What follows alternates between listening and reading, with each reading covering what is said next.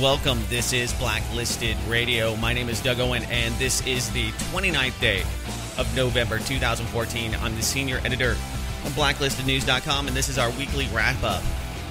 Thank you so much for being part of it. Of course, you can text us and leave voicemails 24/7 at 512-222-3067. And we do this thing live when we can, when the technology is working.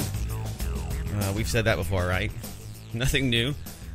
For all of the great things that Spreaker does for the show and allows us to do here. And one of the great things is we can be completely independent. We don't need a radio station or anybody else to syndicate the show. We do it ourselves. And, there's a lot of advantages to that. But sometimes some disadvantages as well. And, it's been a pretty trying week. I know for a lot of you out there, you've been looking forward to the show because you're traveling and taking Blacklisted Radio with you in the podcast format is something that will maybe, give you at least a few hours of entertainment a week. We're doing Doomcast tonight, myself and Charlie McGrath, at some point. And so we try to continue to create more content and bring you more perspectives and analysis of the headlines and other things that you can find at blacklistednews.com. So it's, we're in the post-Black Friday Saturday morning. Did you get out there? Did you go shopping? Most of you probably did not. If you have any common sense, you probably were not out there. And that's a very smart thing to try to avoid is Black Friday. The prospect of getting cheap, almost, 90% off TVs and other electronic items, maybe some Nike shoes, your latest Air Jordans for the kids at a highly reduced price, leads some people to basically physically attack one another. And so, when you think about the Christmas season, the season of giving, and then you juxtapose that to the videos that I know you guys have been watching, I've been watching. I mean, that's what Black Friday is for me. It's sad entertainment. It's like reality television. You're compelled to watch it because it's so bad. Did Honey Boo Boo's mom really have sex with a pedophile? Blah blah blah. You're sitting there and you're listening to, as I was. I hate to even admit this, but Dr. Phil was interviewing Honey Boo Boo's mom, and it just happened to pass the TV, and I look at it, and it's just such a train wreck. It's such a horrible sideshow. It's just I don't know, on so many levels, it's just so low and sad and kind of, I guess, representative of why TV today is, it's just really, really, really bad. But you're watching this and you're like, oh man, this is so bad. I'm almost compelled to watch it. And then I find myself looking at the TV for about 30 seconds, and then I'm just completely repulsed. And then I continue on down the hallway, and I realize why, TV and the whole deal that you kind of engage in whenever you are watching TV is just same thing with the shopping season. I mean, you turn on the TV and you see people beating each other up, punching children, punching old ladies for half off crap at Slave Mart. It does kind of make you question the whole season and what it's really about. Is it about giving and a time of love and a time to think about Jesus Christ's birthday, to celebrate the season? And I guess there's lots of other seasons. You have the winter solstice, and you have for all of our friends from Tel Aviv, you got some other holidays there. You got the ladles and the dreidels and the Hanukkahs. But all of that's ruined when you start watching these videos. That's what I was doing yesterday. I know. It's kind of like watching Honey Boo Boo. I feel kind of bad about it. But, you get a little perspective as to what's going on in the world and why I was not really surprised with the outcome of the grand jury decision into the Michael Brown shooting. And, race and the police state and all of the other issues that I think really come out of something like this, come to bear, become this huge, huge spectacle. So I wasn't shocked. People riot and set their own neighborhoods and their own businesses on fire, their local businesses on fire, for things as trivial as soccer games, basketball games. Going back, I guess it's nothing new. You go back to the O.J. Simpson trial, and it wasn't O.J. Simpson. It was the I'm trying to think of his name now. The guy that was beat down by the L.A. cops, Rodney King, the Rodney King trial, and what came out of that when the police officers were pretty much exonerated for beating the crap out of Rodney King. Now, when you go back to really the truth of the matter, and maybe even some of the more compelling things that at the time were not available to the public, like the fact the guy is on PCP, it kind of changes the whole perspective and it changes the whole situation. I think the same thing that, with the Michael Brown killing, the assassination, whatever you want to consider it to be. But the reaction, not surprising. People destroying their own stuff. How many times have you gotten mad and punched the wall? The wall is yours, and you might even have to patch it if you break it. So it doesn't serve you to punch the wall. And I've done it. You've done it. You find this illogical reaction to something that just overly angers you, and now you got a sore wrist, maybe a broken knuckle, and not much more to show for it. And that's kind of what happened here. I think people don't know what to do. They don't know how to react. And if you listen to Al Sharpton and the Reverend Al Sharpton, and all the tragedy pimps that were really inciting violence and inciting these groups to act. I don't know if you saw the video of Michael Brown's father saying, "Burn this place down, burn it." But people are talking about maybe charging him with inciting violence. I think that those are pretty valid charges. When it comes to free speech and the limitations thereof. Not that I'm a fan of limiting anything when it comes to the Constitution, but putting other people in danger, putting your whole. Okay, I see the CPU going up on this thing here.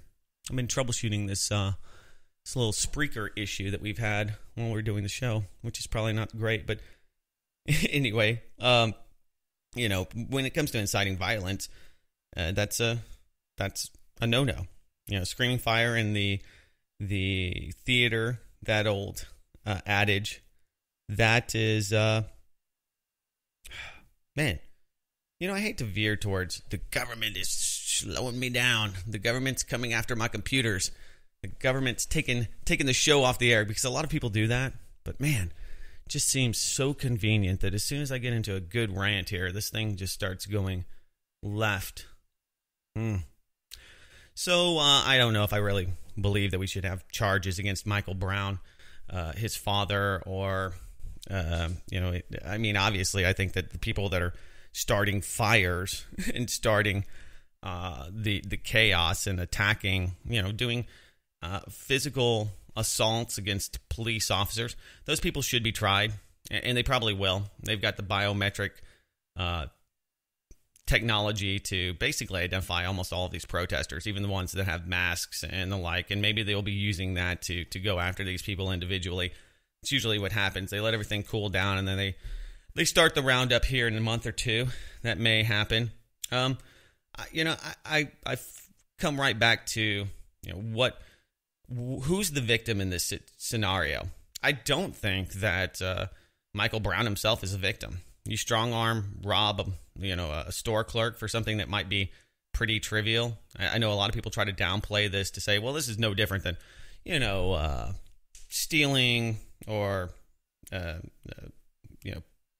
pickpocketing, or it's a minor offense. It's not worth a life. True, it is a minor offense. It's something that, the guys at Goldman Sachs, people at the Federal Reserve, people in government do all the time, and that is stealing. But strong arm robbery is something that is, I believe, a really good indicator that whoever it is that's doing this, if you strong arm rob somebody, you're probably a really bad person and you're going to do a lot worse things. So I believe, this might be a contrarian view or very provocative, but I believe that the cop probably saved, other than the reaction, but by the people, but probably saved a lot of people, a lot of grief in the future, and saved a lot of people, maybe even a few people's lives in the aggregate by killing Michael Brown, rightfully, wrongfully, justfully. I don't have all of the specifics. I don't have all of the videos. I wasn't part of the grand jury. I don't know every aspect of this story, to be honest.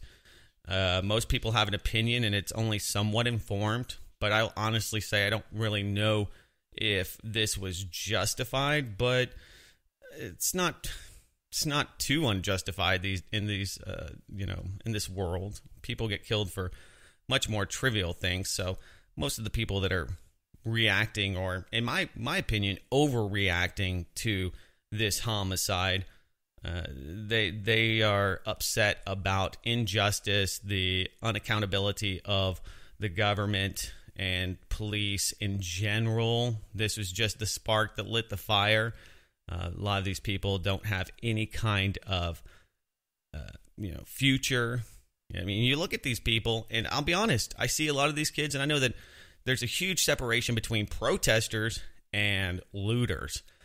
And that's one of the sad things that has happened, is that is all conflated. You have the protesters that are just, trying to speak their mind, trying to bring attention to the wrongs, the injustice of the situation. And then you have the people that are violent looters, that are opportunists, that have been bussed in, shipped in by whoever, however, they've made their way there. They're just people looking to steal a TV, and those people end up, being pushed or put into the same category as people that are peaceful protesters. So I don't feel that most of the protesters there are even the victims, because if you go out there and you start intermingling with people that are going to provocateur these situations, they always do. You're taking that responsibility. You are responsible for yourself, and when you put yourself in that situation, just like Michael Brown did, bad things can happen. Now, oddly enough, the man who was robbed by Michael Brown was robbed again by people upset, not probably even about the wrongful killing of Michael Brown, but people that wanted beer and Cheetos. Literally wanted beer and Cheetos. Guy got robbed twice. The church that Michael Brown's family attended burnt to the ground. I mean, they're burning their own religious centers. They're burning their own community. So you try to find some logic in the reaction, and you're just not going to. And I never have. Why would you burn your own neighborhood if you're mad about the outcome of some trial? If you're mad about the injustices? Why would you burn down property that belongs to people that are in your community providing jobs? It makes no sense whatsoever. The police, unfortunately, I think, happen to be, at least some of them, the National Guard as well, seem to be the largest victims. I mean, I can only imagine just being a National Guard guy trying to, get some money for your college, courses you're taking, and you decide to join the National Guard, and all of a sudden you're stuck in Ferguson, Missouri, and you're being attacked by people that are mad at the situation and personify it through you. That's kind of, I mean, if you're looking for victims here, that seems like somebody who, I feel for those people that are put in that position.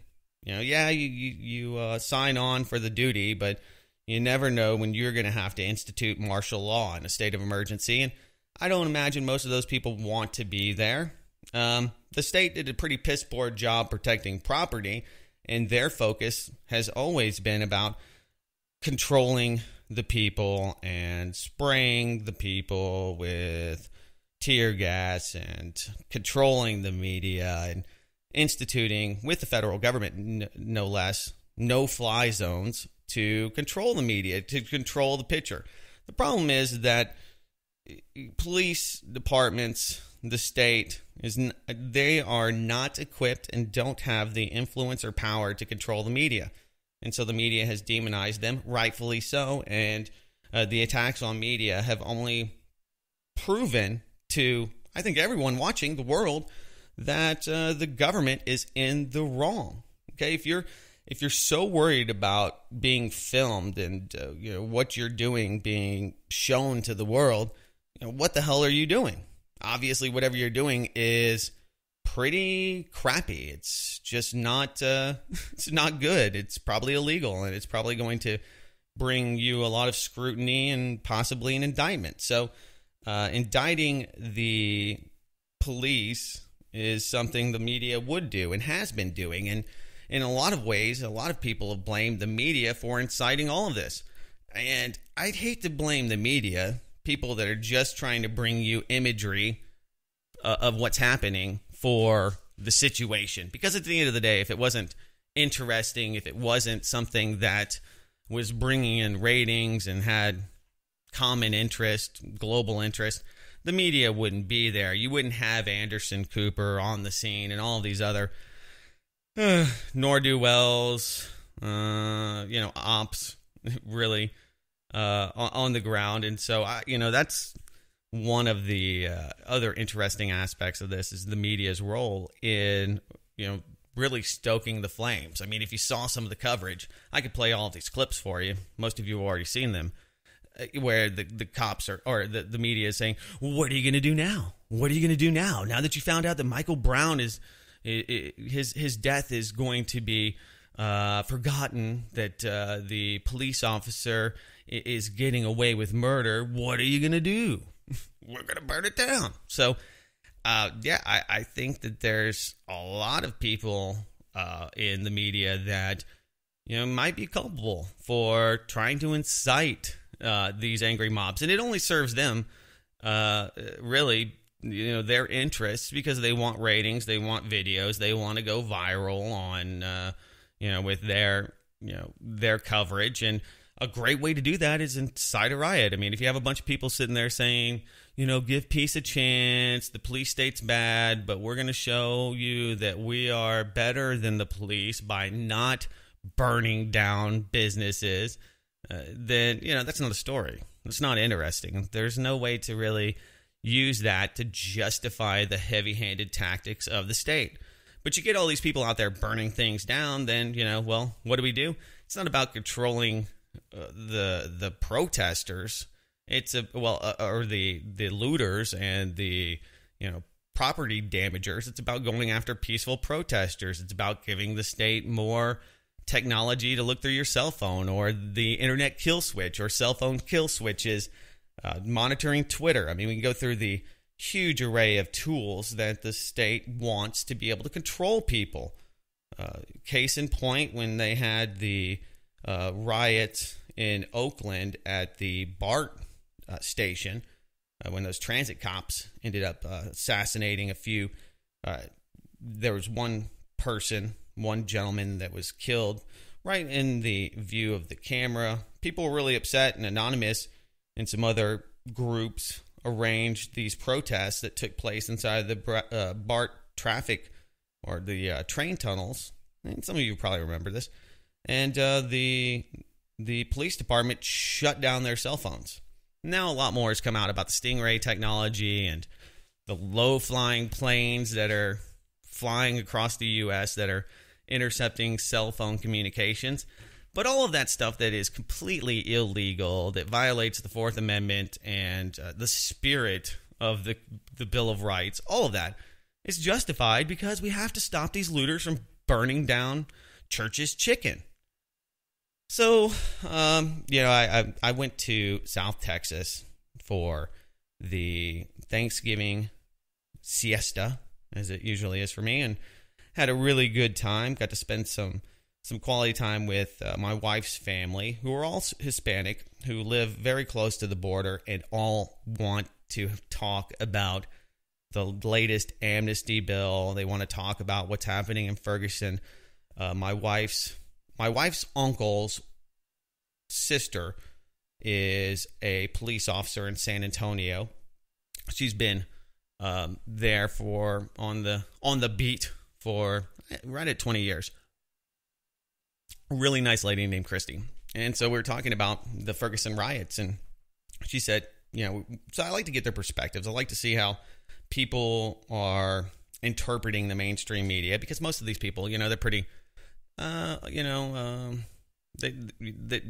not going to blacklistednews.com to get their news. They're going to the newspapers. They're watching mainstream media. They're getting the blurbs and the rest of the sound bites and snips that 95% of America really uses to inform themselves with. So, the overall consensus from her and most of the people that I talk to, most of my wife's family, is that, hey, the police should be held to a higher account, and it's not okay for the police to kill people. And she even said, police are held to a higher account, because I mentioned it. I do not censor myself. I try my best to be witty and tactful in discussion, because just irritating people and preaching at them, as I like to do in this podcast, not really a great way to start a conversation. Great way to start a monologue and hop up on the soapbox, but people don't see these protesters, and I made the distinction between the two, and they did as well. That there are protesters, there are people there that are just trying to use their voices to bring attention to injustice, and there's people there that are criminals, robbers, people that'll set your police car on fire, and they seem to pretty much think that everything that was happening, the people's reaction, is unjust. It is the wrong reaction to what has happened. So at the end of the day, I don't know really what the best action would be for people that don't have the means to hire high-paid lawyers, and for average people to get more accountability by the state.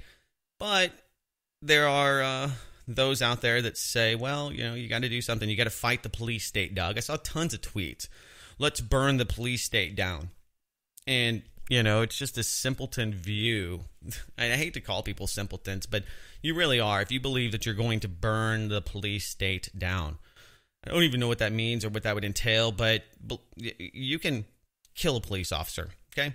There's going to be another one right there. And this will continue until you are dead. You are not going to out-kill the police state. You're not going to burn the police state down, okay? The more people that are burnt down, the more police state that's burnt down, the more police state comes, the more people, you can't just say, hey, look, I'm in the right, you're in the wrong, you were coming after me, and that's why I shot you. They just keep bringing people all the way until you have the U.S. Army on the ground bringing in, air raids. There is no burning this down.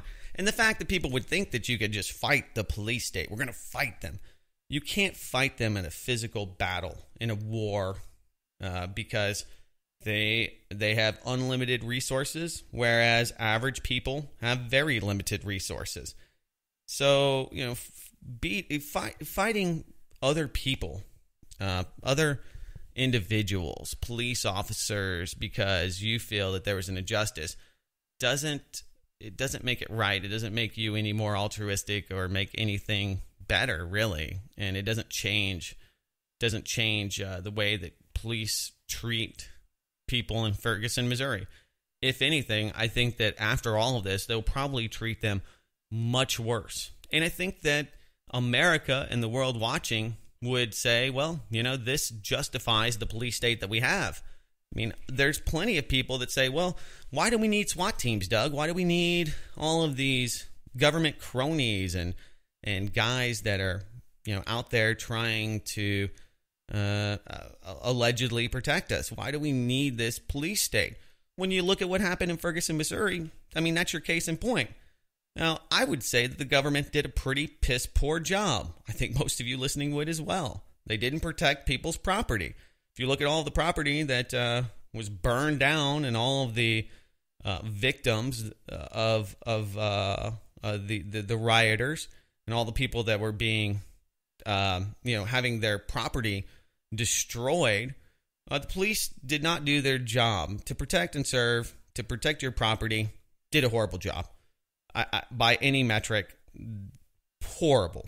Okay, if the police focus was on not so much containing and tear gassing protesters, but protecting property, then I would have had a little bit more to say about the job they did. The fact that they've let this city be burnt to the ground means that really all of the state of emergency and the police training and bringing in the government, the National Guard to address the situation, complete dismal failure, absolute failure. And there's just, the proof's in the pudding. The results are what they are. And so the police did a really horrible job, and the government did a really bad job at protecting the people there, the businesses that had to pay for private security to take their assets. I don't know if you caught the story about how many of these businesses were actually hiring Blackwater-type contractors to take their vaults, their cash, their inventory, their items on the shelves, whatever they had, and get it the hell out of Ferguson, Missouri. So that's a complete failure. When the government can't protect you, what purpose does it serve? Well, it's not serving you, obviously, when they take money from you to protect you. That's the racket. It's what the mafia tells you. Hey, look, we'll give you a good deal and we'll protect you from all these other bad things that may happen. You know what I mean? And that's the deal. That's the range of it. You pay the government for security to protect you, to protect your rights, and most of all, your junk. And they can't do that. So at the end of the year, when you get that tax bill for all the police state measures that were used, probably even against you in some cases. There's plenty of innocent bystanders that got pepper sprayed and beaten down by the police and other peaceful protesters, idealists that were wrongly targeted and were abused by the state. You get that tax bill at the end of the year, you say, wow, man, paying for not much.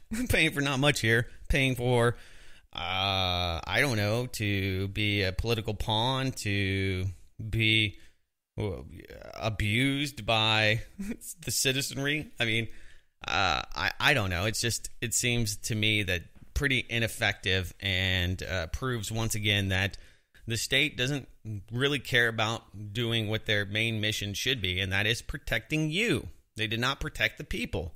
Did a pretty piss poor job. Now, I saw lots of these headlines. Oh my God, the government's preparing, Doug. They're preparing for you, man. They're preparing for riots. They're bringing in the big guns. We got the feds on the ground, man. And I think, well, yeah, I guess you could be critical of that, but on the other side of that discussion is, well, what did you expect them to do? If you didn't have the National Guard, if you didn't have them preparing for something, if you didn't have them ready to engage the public, then many of you would be critical of them not having any foresight, not being able to, smell the farts that are in the wind and, catch the bad guys in the act. That's the whole point. Is it shocking that they're preparing for riots? It would be shocking to me if they were not preparing for riots. So I know a lot of people want to be appalled by everything. Oh my God, I cannot believe they're bringing in the government. They're bringing in the martial law. Well, isn't that what they're supposed to do? Wouldn't that be what the appropriate reaction would be, considering all of the threats, all of the tragedy pimps, the Al Sharptons and the like, that have been arranging for massive national violence, you would think that they would be incompetent. And I would too. I would say, man, these guys are incompetent. They had no idea that these people were going to riot. And the same people that are critical of the preparations would be critical of the response and the lackluster response. Although the response itself was pretty damn lackluster. So it wasn't just in Ferguson, Missouri, Compton, Oakland, New York City. People protested, set stuff on fire, felt good about it. Watched some of the videos on Ustream. And there's this girl. I don't know if you saw this one, but you can find it. She is so excited that they've set this police car on fire. And she's explaining the reason that you hear all these pops is because there's bullets inside the car that are exploding. And she is just so pleased with this. Oh, man, we set the cop car on fire. And it shows you, number one, she's not a very bright person to be recording herself setting this cop car on fire. She put it on Ustream. Okay, so this lady is, I guess, pretty much indicting herself, saying that she had set this cop car on fire. And she got a bunch of views on her Ustream, I'm sure, and it probably felt pretty good. And hey, I was watching, so I can imagine that if old Doug Owen found it, then, probably millions of other Americans are watching this video. But so pleased at setting the police car on fire, as if this is going to have some kind of, long-term effect on bringing freedom and accountability to the people, to the plebs. Yeah, right. So way too many people excited about burning the police state in my mind. And it just shows you how limited the scope in the planning to take on the police state, to burn down the police state. Some pretty it seemed well-educated and, even affluent people were. Because she didn't look poor. She had a North Face jacket on, so maybe I'm just being a little, I don't know, judgy. But if you're wearing a $300 jacket, probably not one of the people in Ferguson, Missouri that's being targeted by the police. Probably just some idealist that has come to set cop cars on fire. And those are the kind of people that have really only made it worse for the people that are living in Ferguson, Missouri. The only good out of any of this is that there's going to be more scrutiny. There's going to be more coverage of police state shenanigans, and people are going to be much more critical of police officers. They're going to have to be trained and retrained to not just shoot people that are unarmed, to give them, people the benefit of the doubt. And that's why I think people are upset, is because they see that there's just nothing they can, nothing they can do about the state abusing them. Seattle PI had this. Dozens of protesters in Los Angeles and Oakland were arrested late Wednesday during a third night of demonstrations linked to the shooting protest in Ferguson, Missouri. Police said at least 130 demonstrators who refused to disperse during a Los Angeles protest were arrested, while 33 people were detained in Oakland following a march that deteriorated into unrest and vandalism. If you got a point, don't burn it down by stealing property, because the whole idea of demonstrating is that you are putting a cause before yourself. You're putting your body into physical harm's way to prove a point, because it's above you. You are sacrificing your body, in many cases, your life, to bring attention to the wrongs of others, whether it's the cops, whether it's the state, the police, whoever it may be, Monsanto, pick a villain. You're bringing attention to that. When you vandalize stuff and you break into stores along the way and fill your pockets with Skittles and Arizona iced teas and flat screen TVs, everything that you're saying is moot. It means nothing. People like my family will look at these videos and think these are just a bunch of mobsters. These are a bunch of criminals. They're just looking for an opportunity to steal stuff. And the truth is, there's plenty of those people out there, and they are also doing a huge disservice Oh, mother effer. This freaking thing just went down on me. I cannot believe this. No, I'll keep it to myself. Keep broadcasting the stream. This is S4. Sorry about this. It's one of the bad aspects of the live show when the technology and the computers and the police state don't want to work with you.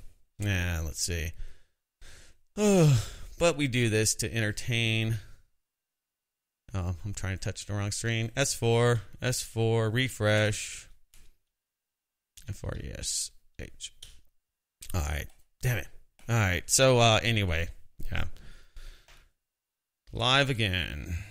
Ugh. Anyway. I think most of what I need to say, or I felt like saying about the police state and the reaction by the people, the sad reaction is pretty much on the record here. It's pretty self-evident that if you want to bring attention to the wrongs of the state, do not bring attention to the wrongs that you are doing and that you are committing along the way. Not to indict everyone that was in Ferguson, because there's probably just as many peaceful protesters and others that were there to shine a light on the injustice, to shine a light on the heavy-handed tactics of the state. And, well, I mean, if you're there, you have to understand. You have to be smarter than... you are smarter than most of the people that are just there to steal TVs. And so you have to understand that, you know, those people are going to be there, and you're going to get caught up in it. So, just like those people that go out to Black Friday. Look, if you're in a place that is ripe for violence, I don't know, like Walmart on Friday morning at 6 a.m. when they're about to open the doors, you might get a TV. You're there to get yourself a cheap TV, 90% off.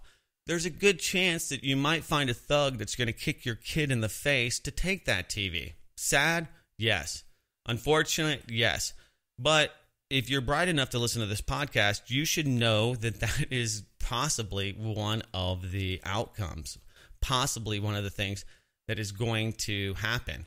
All right, so I mentioned going to South Texas, talking with my Hispanic family, and of course, amnesty, or the new executive order, which people are still trying to unpack, and even most of the people that are directly affected, those that have papers that will be avoiding deportation, allegedly, by the state, are still confused about.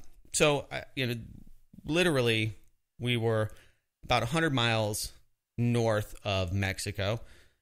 Illegal immigration is immigrants are very prevalent, and it's a huge issue there. Most of the Hispanic people there that I talked to, including all of my wife's family, not big fans. Not big fans of people coming to this country and the police state that they have to live under. Basically, you get pulled over for any reason. You have to go through internal checkpoints. You have to go through lots of scrutiny. You get lots of people that think that you're probably an illegal immigrant. My wife's a fourth generation Hispanic, a fifth. Her father is a fourth, and he's had the WB thrown at him. He's had people threaten him with calling immigration because they don't like his stance on something. My wife's uncle is going through a lawsuit, and he was hit by a drunk driver who hopped out of the car, and as soon as he saw that he was Hispanic, started telling him that he was going to call immigration. So it's a heated debate. Now, the problem is that people don't understand the way this country works and has always worked, and really how empires are built. And the U.S., by every definition, is an empire. All empires are built upon slave labor. Okay, the amnesty or the executive action, whatever you want to call it, that Obama instituted, that he put forward last week, it doesn't change the way business is done, and it's not going to really have much effect on the way the infrastructure in this country is built. So this is what you hear all the time. Well, they're taking the jobs. They're taking the jobs, and the economy would be better, and people would have better livelihoods if we didn't have illegal immigrants. Maybe that is true, but for most of you listening is not true, and probably would have very little impact unless you're buying a home or buying something that's made with illegal labor. And at the end of the day, I hate to use that term too much, but the stuff that we buy, the technology that I'm using right now to broadcast this show, made by people that are quasi-slaves, people that are getting paid next to nothing to work horrible hours, long hours. The ethics of buying consumer technology, it's just not there. So most of the people that stand up on their high horse, they're doing that using technology that was built with slave labor. So the biggest thing is, I think that you have to just not be a hypocrite and to kind of look at things broadly. Okay, if you look at the infrastructure in this country, everybody knows the Chinese and the Irish, practically slaves at the time, two ethnic groups that don't get any kind of special right status today, built the railroads. People say, oh, Doug, it's an oversimplification. Not only did they do it, but others did it as well. But, to the point that the people that were doing the infrastructure building were next to slaves. We're doing it for pennies on the dollar. You look at the building of the Hoover Dam, the people that had no option but to live in subservience to the general store, to the company store, and lost their lives and were practically enslaved to build the Hoover Dam. They were not union employees. They were not people that were getting a fair wage for a fair day's work. There was no fair trade. It was slavery, practically. And I can go on and on and on and on and on with most of the infrastructure that was built in this country upon slavery. Is that appalling? Absolutely not. Is there a country on this planet currently today that was built in a more ethical way? No. So there's no point in disparaging everyone and everything that has been built, other than the fact that we're more enlightened now. We have a better purview. More people are politically aware, and we can do things in a much better manner moving forward, or at least try to. So I think that there's this misnomer about the effect that illegal immigrants are putting on the system, and how much they are cutting into your life, your livelihood.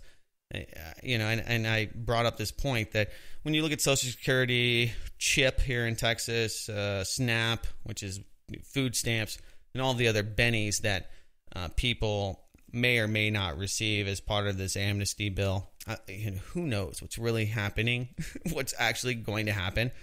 Because, there's a lot of examples of where people have put forward executive actions that have had almost no action. But with all of those bennies and with all of the welfare state that is there, that is being abused, that's really the issue, is the welfare state and what kind of price that puts on, what people have to pay for that in taxes. But there's no way that we'll ever balance any of these budgets. I'm beyond that discussion, and having that discussion with people about, well, we have to watch out for the national deficit. It's beyond moot. It is beyond it's wasted airtime. It's wasted breath, because it's never going to be paid off. The only thing that can happen is a jubilee, a debt resolution to pay down, to exonerate debt. That's the only thing that's going to happen. $1 trillion+ in student debt loans that are not going to be paid back. So having discussions about what we're going to do with the deficit, that's a waste of your time and effort and life. Don't even bother engaging in the conversation, because it proves that somebody hasn't pulled out a calculator in a long time and looked at these trillions upon trillions upon trillions of dollars that we we owe somebody who is the Federal Reserve. When the U.S. is in a deficit, this is the funny thing. I always say, well, who are we in a deficit to? And you want to get blank stares from friends and family that are uninitiated, unilluminated. Just ask them, well, who do we owe the money to? Is there a big bank somewhere that we owe the money to? Who's above the U.S. government? Who does the U.S. government have to borrow money to print to? Whew. Yeah, you'll start watching smoke come up between the ears. People's heads start spinning, and it'll awaken them quickly. Oh, why the hell are? Yeah, that doesn't make any sense. So, I think that that's just a non-issue when you talk about the deficit and deficit spending and being able to pay for all of these gimmies. That conversation was worth having 10 years ago. That conversation was worth having 15 years ago. Now, today, where GDP, the deficit outpaces GDP on a scale of a lot, a scale of a lot. It's more. We create more debt than we create profits grossly, netly in this country. So, that's just not going to happen. So, that to me is a waste of time to talk about that. If you look at who's really being bailed out, even more than the illegal immigrants that are getting, maybe some free bennies, it's all of the companies like J.P. Morgan that now have the new chip and pin systems to distribute the gimmies and the goodies to the people. The 46, now almost 50 million people in this country already that are getting some kind of assistance from the state. And when you look at retirees and other people that go into the category of living off the state, although definitely contributing to society, spending those dollars, turning them at your local stores and with your local businesses, great deal, but just not contributing to the tax base. It's ridiculous. It's ridiculous that people still have these conversations and continue to talk about it. So when it comes to illegal immigration, I'm not for it. I think that we should have a system that is equitable, that makes sense. You shouldn't have to wait 30 years to become a citizen. If you're here already, you're here already. The chances of you getting deported 2 months ago before the executive action to the chances of you being deported now, I don't think they're any different. I don't think much has changed. I don't think that any of these sideshows, smoke and mirrors, all of the things that get people upset really have that much of an overall effect on the bottom line. But it does get people talking, and it opens up, I think, for me at least, a lot of great dialogue with people. I mean, we can have real discourse over these issues. And most people just get inflamed about, I'm paying too much in taxes. I'm overtaxed and overworked. You, me, and everyone listening to this podcast can relate. One of the things it does do is drive people crazy. Okay, we have a gunman in Texas, in Austin. If you haven't heard about it, there's a gunman who's now dead after he shot up the Austin APD headquarters. He shot the Mexican consulate and the federal courthouse here in Austin, Texas. Some of you have already been led to believe this is a false flag attack. This is the government attacking the buildings to crush dissent in the homeland. I haven't had enough time to really dig into the background and the backstory leading up to why this gunman decided to do what he did and why he decided to randomly shoot into buildings, because that's going to have no effect. But the one thing I do glean from this is that if it was genuine, which I doubt, but if it was genuine, it really proves that people are being driven crazy by the media. They are. They absolutely are. I hear it all the time. People are stressed out. People that watch a lot of news, that have been keeping up with the issues. People that go to my website. People that look at the daily deluge of bad and sad and tragic headlines. It can drive you crazy. I think most people have been at that point where they're just like, oh my God, really? All of this? Everything? Yeah, and once you kind of come to, I guess, an enlightenment of what's happening today and how far from what your previous version of reality is, it's a little distressing. It can drive you nuts. If you're already crazy and on psychotropic drugs and or depressed and or just nutty and, easily driven to criminal insanity, man, these debates, the media, those things can really affect people. I hear it all the time. People are like, oh my God. People that are informed are definitely a lot more stressed out about the day-to-day deluge of news and things that they believe directly affects them. So could this guy just be somebody who's driven mad by the media? Absolutely. That's not to say that we need to control the media. That's not to say that we need to control free speech, because that's what some of those control freaks will advocate.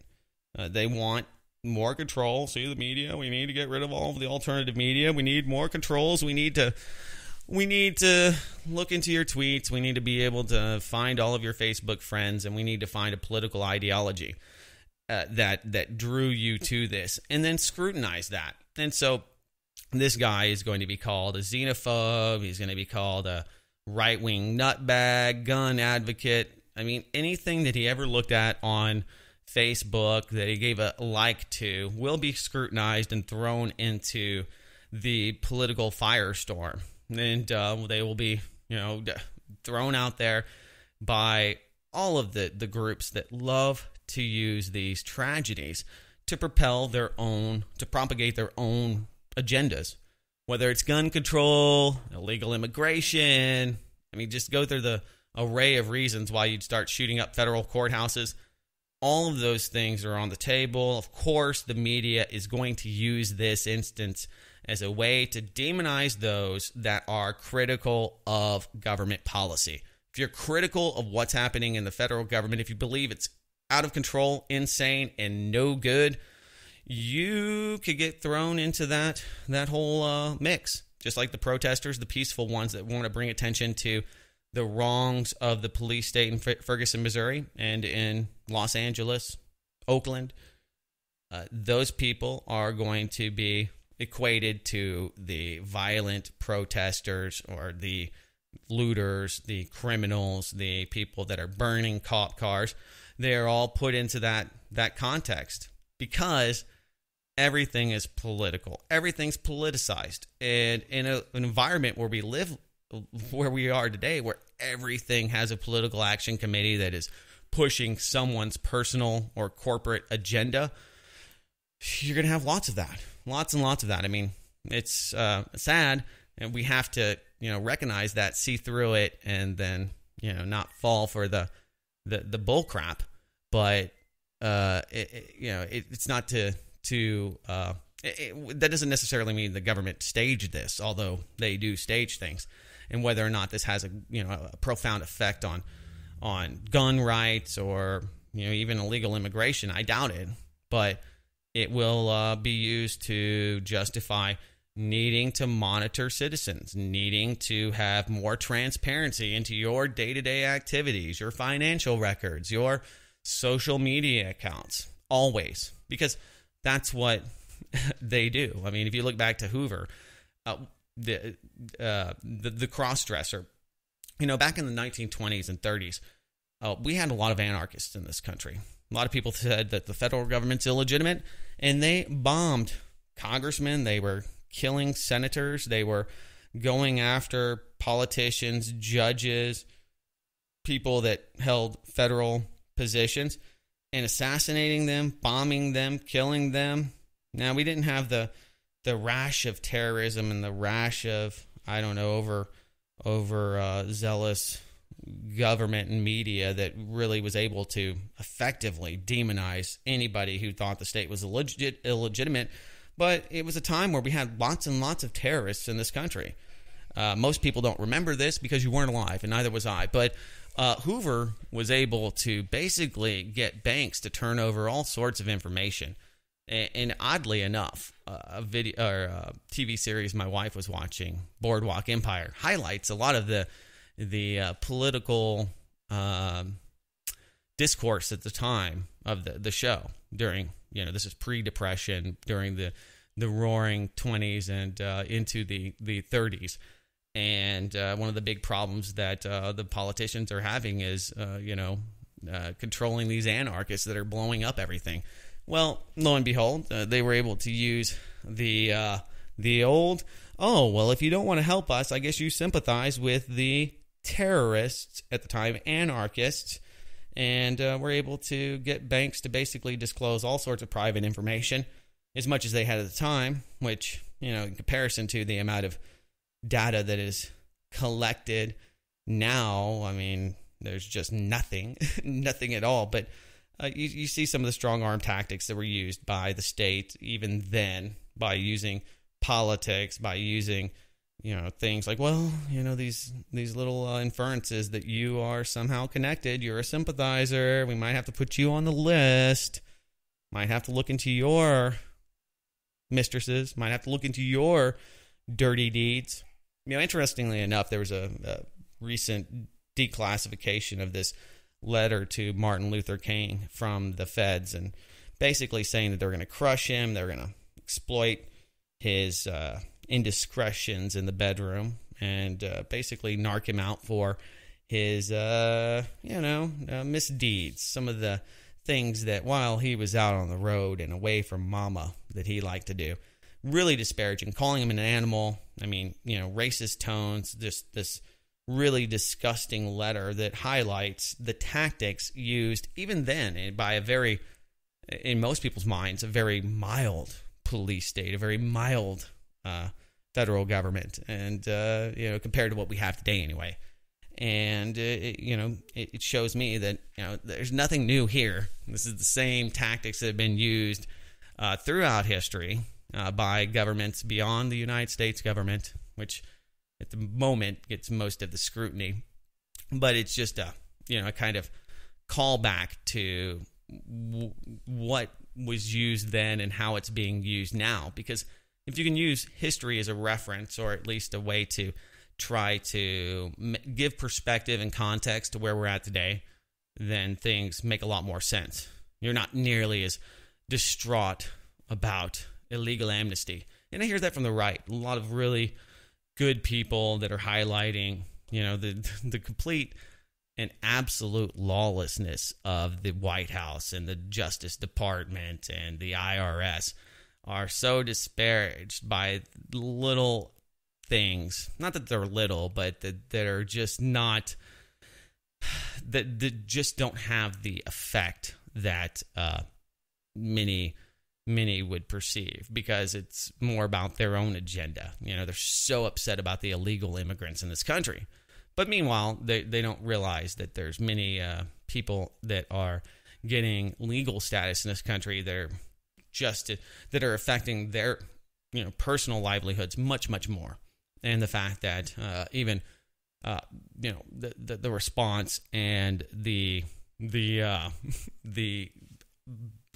government expanding to the point where it could actually deport 5 million people, that would actually cost them much more than what they lose, because you have home builders that are using illegal immigrants to frame buildings.